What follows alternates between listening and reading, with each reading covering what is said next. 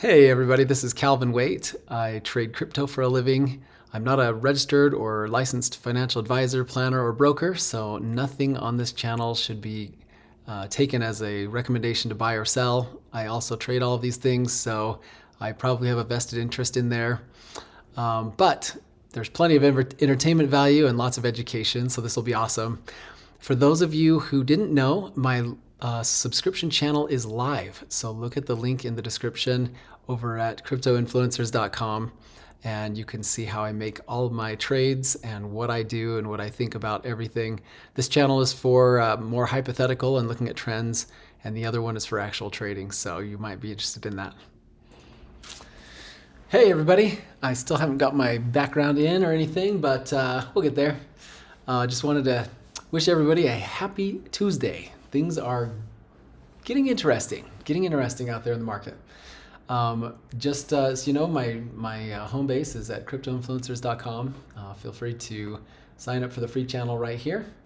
This is the pro channel if you want to learn how to manage risk and things like that. Watch what someone does when things go wrong, or when things, how do you mitigate some of these unknowns. So that's what that's for.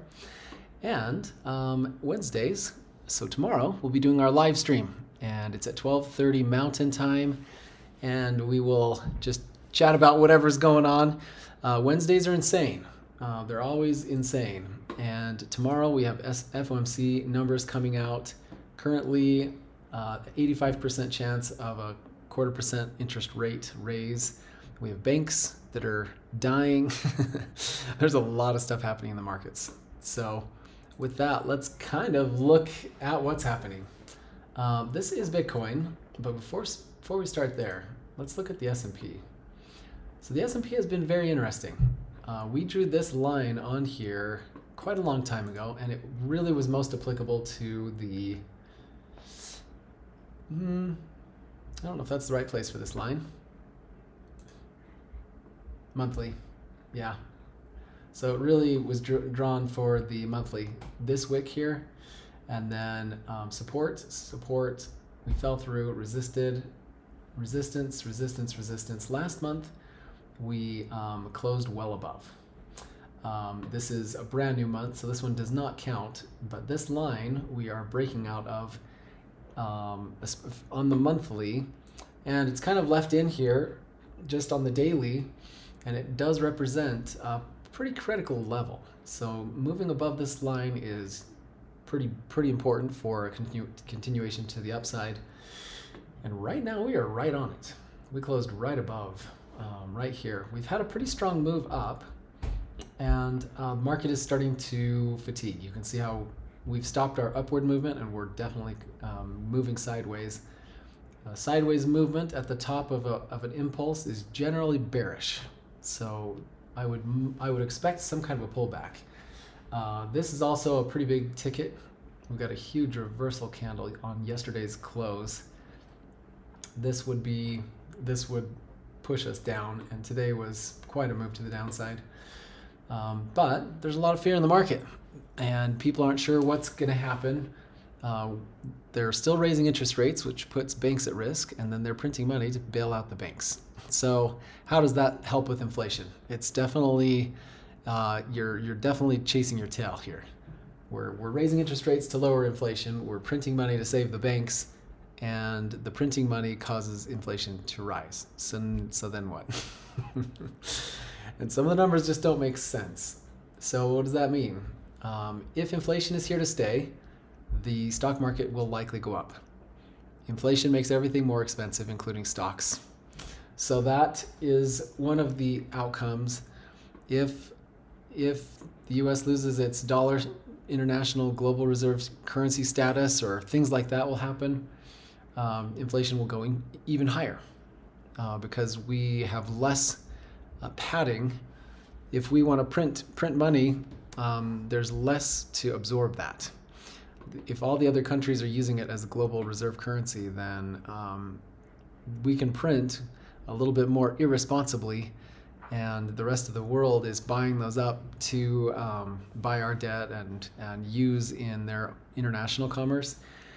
If the US dollar is not doing that, then then that padding is gone and our inflation is naked. We can absolutely get into a situation. So there's a lot happening. So anyway, the pressure on the S&P to go up is probably not the right reason. It's probably for inflation. If the market is scared or whatever, and you know, supply chain and other issues are at play, that's when the market will drop. So far, we are looking at markets moving to the upside a little bit. But whatever our next impulse gives us is really the question, because this is our bottom right here, 381 on the SPY. So add a 0 for the S&P. And if we pull back, we want to pull back and stay higher than this number. If not, we are really threatening a recession. So anyway, that's kind of where we are in the markets. The market dropping and the bank fears and all of that caused Bitcoin to jump up today. Either caused or it was just time. So we exited the green zone and closed in the yellow at close yesterday. And we just did it by a nose. The 50 was at 28,140 and our close was at 28.68. So we missed it by like $100. Had we been flat or down, we'd have stayed. But we had this rally that's currently moving. So we're 2 hours 19, and this could really close anywhere. On the lower time frames, if I just go to the 5 minute, we're definitely fatiguing. It's likely that we pull back a little bit in the next 2 hours and close somewhere lower. And the most important line we're watching today on the close is this one. This is our trading range for our original consolidation. And the high is our highest close, which is right here. This number is 28,459. Once we broke above this, we broke up really, really hard, and we were way up here, did some consolidation. The first thing we did when we really dropped was put a wick right close to this line, and then we broke through. And then we found it as resistance for all these candles, including this wild one here. And then when we finally got above it, we moved up. This is where the top of the bull trap is. And this bull trap is in play until we get a close higher than this line, which is 29,438. But right now, this is our current bull trap. And when we dropped out of that, we dropped below this line. If by chance we melt down and close below this line, it is extremely bearish because we have a lot of things at play here. Number one, we've got a bull trap potential. We also have a very large red candle, and the 50% mark on this candle is what we're watching. If we close at or below the 50% mark, that's usually bearish. And if we're below that 50% mark and also below our resistance, we're starting to get into a bearish situation. Also, we have our 50 rising. The 50 is going to be rising fast for another 4 days. So the 50 is probably, let me just cheat really fast and we'll just see. So the 50 day ends here. So this would be 49, 48, 47, and 46. So if let's see what our 46 day average is really quick. Let me put that indicator on. Moving average. It doesn't like the fact that I've got too much stuff on my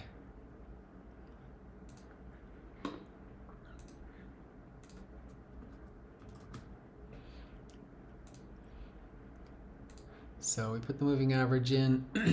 Let's move that down to the 46. Did I just say? Short-term memory. Let's see. This is 50. Yeah, 46. So if we're at 46, what's our current 46? It's sitting at 28,482. So 482. Look at that.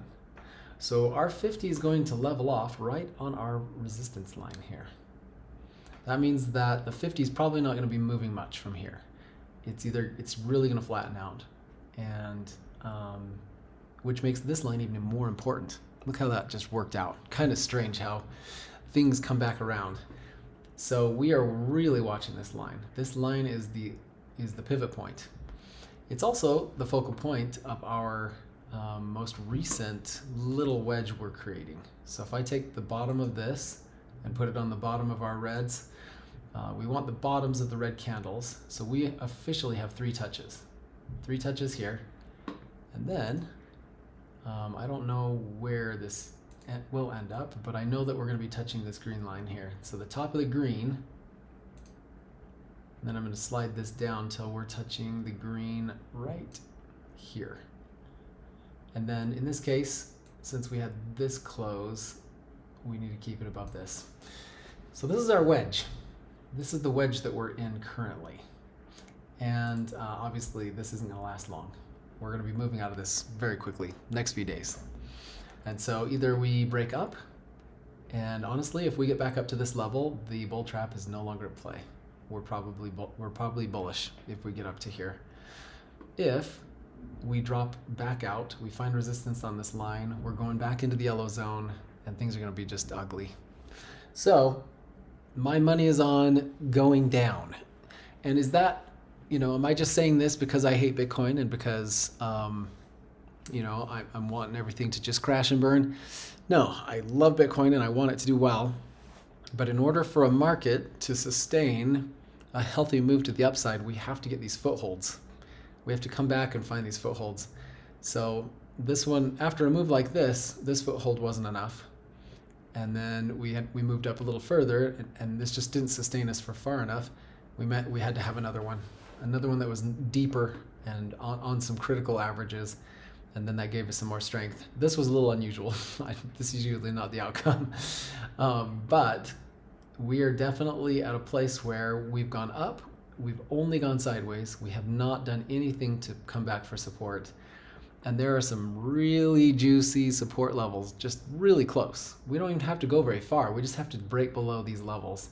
If we get the 200, this is 200 week moving average, which would be phenomenal. It'll close our weekly situation.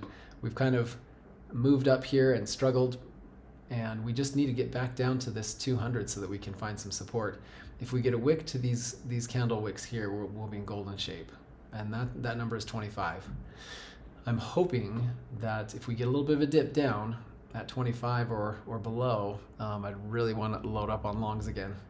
So this is my expectation for a drop is very short term. It's not a huge thing, but very short term means probably a month. I have a long investment horizon, or longer than the normal traders that are just out there.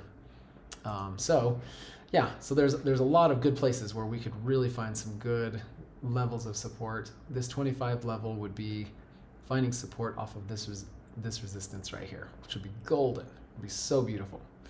If we could do that, I'll be extremely bullish for the next move, wherever it ends up. So that's pretty much where we are on Bitcoin. Just waiting for this day to close. Right now we're resisting on the 9-day moving average. That's not that critical. We are still resisting on the 20. That's more critical. And this line is our flipping line. So we'll be up or down on this. If we close at or below this line, it's going to be extremely bearish. All right, let's take a look at Ethereum. Ethereum's a little different. Ethereum has definitely printed a head and shoulders, no question about that. But this head and shoulders, Ethereum's looking stronger. This still needs 2 hours, so we'll have to really look tomorrow. We'll really need time tomorrow. But if we closed right where we are, this is a bullish engulfing. And we are definitely at the bottom of a move, so this would be a pretty strong indication. If this was an independent market from Bitcoin, I would expect it to definitely move to the upside if we close up in this area. But in my mind, Bitcoin is looking pretty ugly.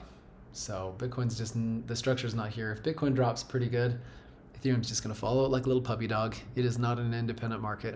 So it'd be nice if we could trade Ethereum purely based on its own chart structure, but there are some apron strings keeping us here. So anyway, just a different view. If it has a stronger setup, it can show more strength as Bitcoin drops. But honestly, if we lose this line, and this line is exactly at 1821, if we close 1810 or less, when we're kind of visibly below this line, we could really drop off. Yeah, the almost immediate reaction would be down to 1700, and then who knows if we'd go further or not. So anyway, those are the things going on there. The rest of the market is enjoying a little bit of green day, but it's very curious. So let's see. If I take, well, all of these are based on the MEXC close, which is it's not UTC. And Bitcoin and Ethereum are only up 0.5%, 0.75% since this morning. And the alts are really, really mixed. There's a lot of flat alts. So the alts are just not behind this move. But it's interesting. We have definitely ranged here, and we're above the range. So Bitcoin is trending more, Bitcoin dominance is trending higher than the others. And so that's something very interesting to watch. If it continues to rise, even if Bitcoin's dropping, Bitcoin will be the safer move. So these markets are interesting. This is quite the development. We are dropping below our prior support. So alts are in a definite place of weakness. We're kind of at the mercy of whenever the market turns around. So yeah, there's not a ton of structure here. There could be a potential handoff at about 8.69% or something, but it's yeah, this structure is pretty ugly. We have kind of got a inverse cup and handle, and we've broken the neckline. So yeah, we could be dropping a bit on alts. Alts, I'm just letting them bleed. We're just gonna wait for better opportunity. So that's kind of where I'm at on that. But all eyes are on Bitcoin and the close, because historically when we go from green to yellow, usually we stay there. So we're gonna have to watch and see if we get a one day yellow zone, and then we hang out for a day or two longer, and then we go back to yellow. It'll be same result. We still are expecting about a 10% drop from the 50 whenever we get there. All right, guys, we will catch up with you tomorrow with FOMC and all the fireworks from that, plus finding out where we end up closing. We'll have plenty to talk about tomorrow, so I hope you can join me. All right, thanks, guys. We'll see you tomorrow. Thanks for making it to the end of my video. Make sure you keep those trades small. Don't force a trade. Don't get impatient. And if you want to see how all this works, please come over and check me out on the subscription channel at cryptoinfluencers.com. Again, the link is in the description.